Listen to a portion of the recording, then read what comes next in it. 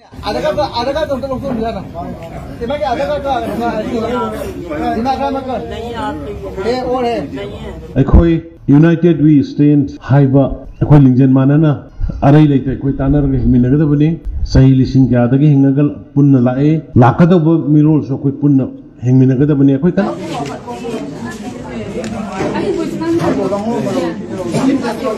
hello चुनाव खुरमजरी मामपुपु लमदमसी the करिसु खंगजद्रिबा मयाम the none Manipuri मियो यानी खकना duplicate मोंपाक योंचलमबदगी मयामना चिंगनबदगी फागतखरे अदुगा पुलिसता सिनाखरे हाइरि अदुदि मयाम यंगनसिको आधार card तो लोग दिया ना इमा के आधार कार्ड इमा का मकर ये और है आप क्या खाएगा जरूर खाएगा और कौन मांगा सिना मैम उबीरे अदुना सिना मैम पोट चई पोरांग लेबे मतमदा यामना चक्सिलमिनासी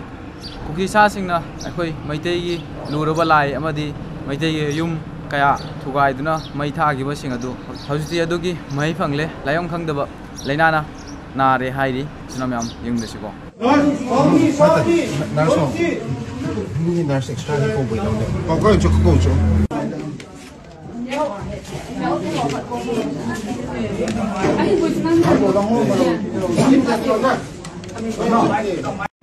असनी इचना मैम इसाना तौरुबगी फल फंगबा दुनिको अदुगा इचना मैम ILP पास लाना पिरमबदगी DC तामेंगलोंगी स्टाफ अमा यावना मियोय 3 जिरवाम पुलिसना फागतबा नंखरे आइरि दुगो बाबुंग बिरेना फोंद्रोकपा यूनाइटेड वी स्टैंड हाइबा वाखलोंदा अखोई पुन्ना हिंगनसी हाइबा वफुम इचना मैम तामनसिको अखोई यूनाइटेड वी स्टैंड हाइबा अखोई लिंजन मानना अरई लेते अखोई तानर के हिमिनगदबनी सही लिसिंग के आदगी हिंगगल पुन्न लाए लाकदब मिरोल सो कोई पुन्न हिंगमिनगदबनी अखोई कनादसु साउब लेते हुजी खन्नदिबजिसु भाब तानदबदगिनी कम्युनिकेशन गैप लेबा माले गवर्नमेंट ड्राइव तौबदी मपानदगी लाखो इलीगल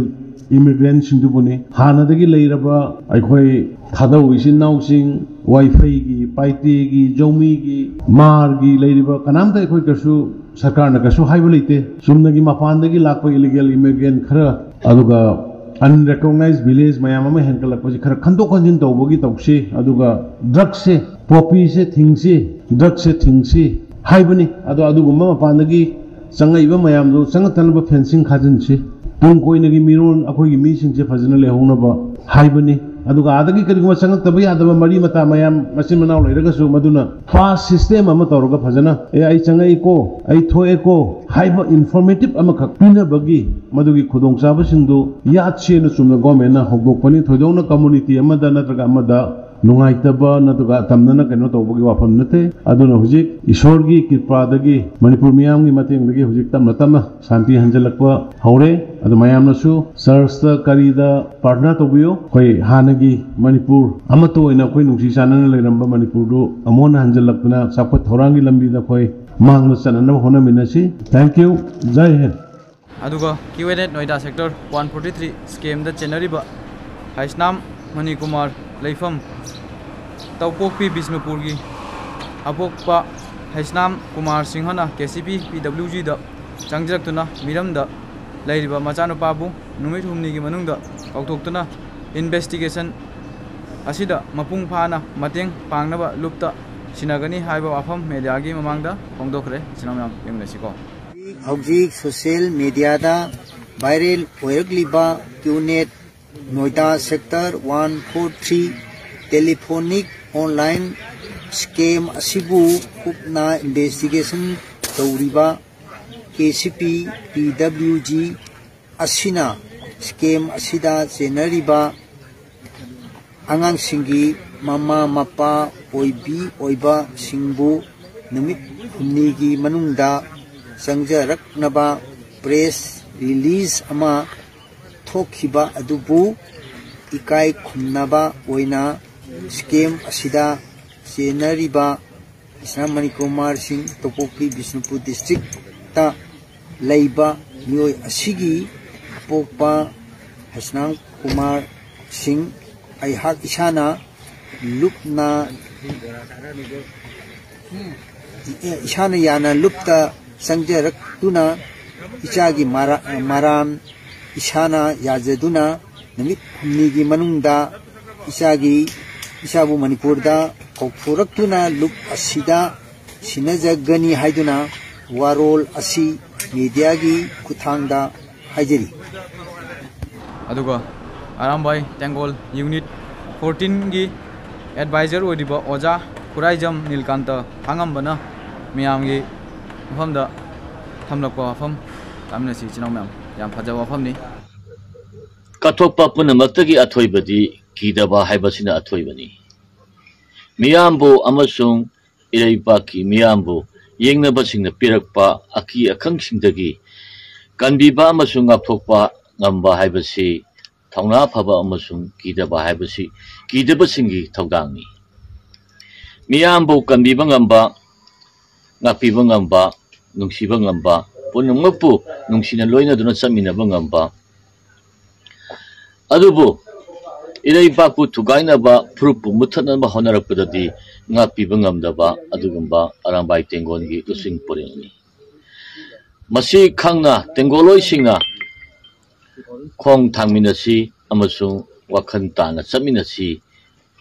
हाइबो वफम सिमा तेंगोलोई सिंगी मफमदा नोलुकना हाइजरी अदुगा नोइडा सेक्टर 143 कैबिनेट स्कीम अदुदा लुपा लाख अहुम पीखरब मतुंग थारकपा लुपा लाख अमगा लिसिंग 13 का चनी पीबा 24 कैरेट गोल्डना लेतेंगलबा अदुमलबा डिनर सेट इसिना मैम यंगमिनसीको हाय मैम सिनेको लुपा लाख अहुमगी अखोइगी मिलेनियम मैम तो पीखर मतुंगदा मोइना थारकपा लुपा लाख अमगा लिसिंग 13 का चनी पीना थारकपा डिनर सेट नेको यिंगबियो मैम मथंग यिंगहनजरके लुपा लाख अहुम स्कीम तौर मतुंगदा असिगी पोचे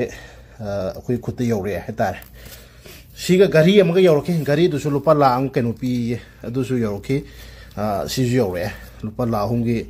स्कीम तौर मतुंगदा गाड़ी दो याम नोकिंग जाने लुपा लिसिंग अमगा चनी चहुम पीबा गाड़ी दो निको लुपा लाख अमगा केनो पीगन थारे दो दिनर से सु यंगो साना न कुप दिनर से न थारे जे आई मयाम तो सुम उच्चरके यंगबियो को अहान बदा 24 कैरेट ना लाइटिंग तौरबा सनागी ओइरबा अदुगुमलबा मसी करी हामनो खंगदे मसी पोचने अहान बगी पोचिको मसीने यावरिबसे सनागी ने 24 कैरेट ने तो से तो 24 कैरेट अनि सुबैसिना खोइ सिजु 24 कैरेट ना लाइटिंग तौरबा दुगुमलबा कैनो हानो पोनिको हिंजांग नपी चेंग अखोइ अथोंबा पोट हामनो पोने 24 कैरेट ना लाइटिंग तौरबा मोइना दमाय हाइबवानी सनागी ने ना अदुगी आइजु हाइजमनिको वारो बिबेते मैम सिदे हांगदो यंगनजरोगे मैम या तरुक सुये टेंगो ने टेंगोट 24 कैरेट ना हकलबा टेंगोट यंगबियो मैम 24 कैरेट ने को लुपा लाख अमा केनो पिबो पोने लाम लिसिंग 24 कैरेट ना है अइना हाइबा नते मोइना क्लेम तो पोतनि मोइना हाइबा पोतनि सि हाइबसि लेरे तरुक हाले सिगुम्बा तरुक हाले को लुपा लाख अमगा केनो पिबो पोसे सिगुम तरुक हाले नेक्स्ट 24 कैरेट ना हकलबा दुगुमलबा प्लेट अमा अनि अहुम मसु बखन मखादसु यावरे आई येंद्रे तन्दना अदुगुमलबा प्लेट ने लुपा लाख अमगा लिसिंग 13 पिबा बॉक्स अदुदा यावरक लेबनी सिगी पोचु 24 कैरेट ने इस हकली बसे येंबिरो मैं थाजदसु थाजबिरो आइतारे मोइन थारक पोतुने बॉक्स ती याम चावे सिना खोइगी थुम मगुम्बा हामनो बोइदोने माइ अचार गुम्बा अमेपगुम्बा को सिजु 24 कैरेट ने हकली बसे अइना हाइबा नते लोइना है सिगुम्बा पोसे 24 कैरेट गोल्ड से अदो मयाम सिंगबिरो सुम येंबिरो लुपा लाख अमगा लिसिंग 13 की पोटनी सिदस मनुंग दसु लेरे आई पुरत लौथोक जरोगे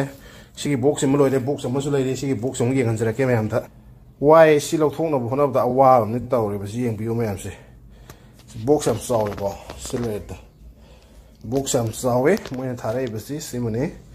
doga sida magale si box maga